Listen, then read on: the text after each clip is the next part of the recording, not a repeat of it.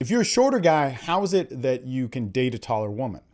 And I get asked this all the time, and I hear the same things. Like, I'm short, people don't notice me, I can't get the respect of a taller woman, people pass me by, they don't look at me as a dating option, and all these things, and they very well may be true. However, I never think that. And I get asked this a lot, mainly because Maria, my wife, 6 feet tall, okay, and she wears heels a lot of times, so it's not only 6 feet, it's like 6'2", 6'4". I'm 5'8". I never wear anything that makes me taller. Every once in a while, I might wear a dress shoe, which adds half an inch or something like that. But usually I'm wearing slippers, all right? And people always ask me this, and they come to me like, man, how did you pull this off? And the fact of the matter is how I pulled this off is I never thought of it as pulling anything off.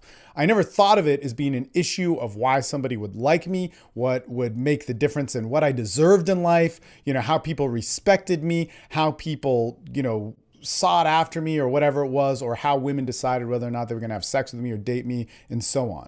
And see, the thing is that if you are thinking that way and you think there's something different that you need to add to yourself in order to get people to notice you, you deserve to have people pass you by. And I get it, man. I totally understand. The statistics show you have people that may say you're short. People say that to me, especially when I moved to Texas 11 years ago, there were a lot of people that were taller than me. And they would say, oh man, oh wow, I didn't know you were this short. Or when people meet me, this is another funny thing. They meet me and they watch my videos and so on. And they're like, oh wow, yeah, you seem much bigger online.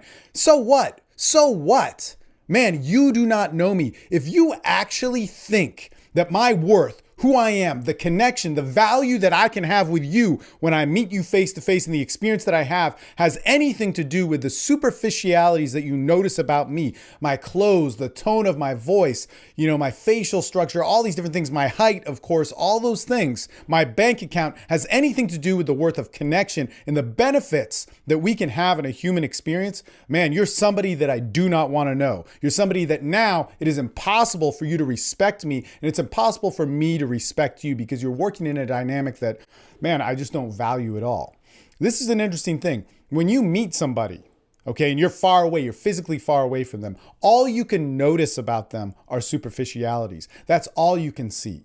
Right? But we live in that world, right? We live in the world of online, we live in the world of short communications where there's a lot less value emphasized on what we say and what we do and how we connect with people and the emotions we feel and the fulfillment that comes from that.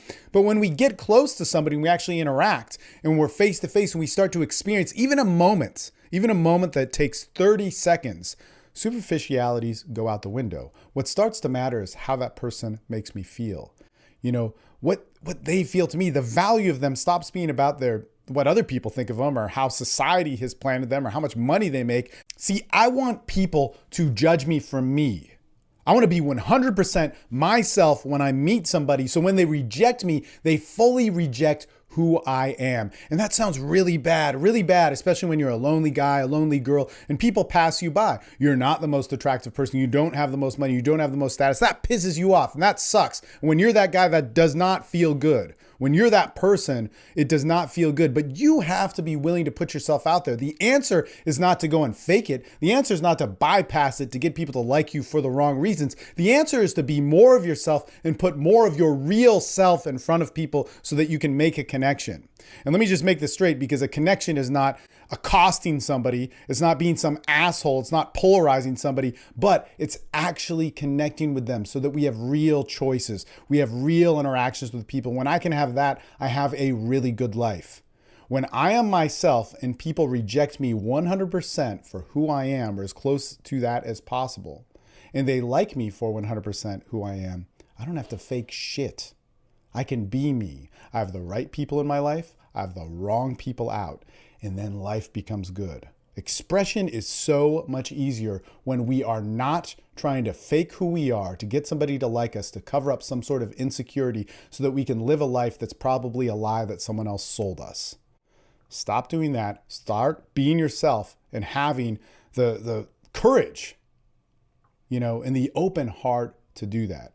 That is what's going to make you a socially, a sexually, a happy, fulfilled person that, man, connects in the world in an amazing way.